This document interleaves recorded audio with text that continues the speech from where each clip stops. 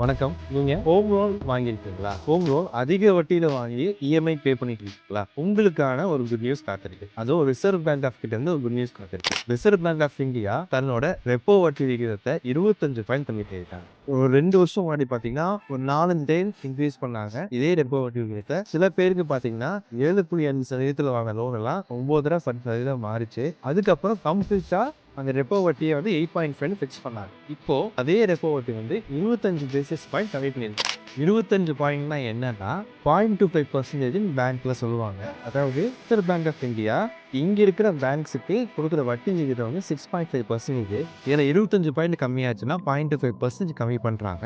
அதாவது 6.25% வந்து reserve bank of India நம்ம ஊர்ல இருக்க பேங்க் டர்ன் கொடுக்குறாங்க. இந்த பேங்க் அந்த 6.25% வாங்குற வட்டியை நமக்கு வந்து 8.5%, 8.75%, 10% வரைக்கும் நமக்கு வந்து லோன் கொடுத்துட்டு இருக்காங்க. ஸோ பொதுவாக பார்த்தீங்கன்னா இப்போ நம்ம ஆல்ரெடி ஹோம் லோன் வாங்கி பே பண்ணிட்டு இருக்கோம்னா இதில் 0.5% வரைக்கும் கம்மியாக வாய்ப்பு இருக்கு.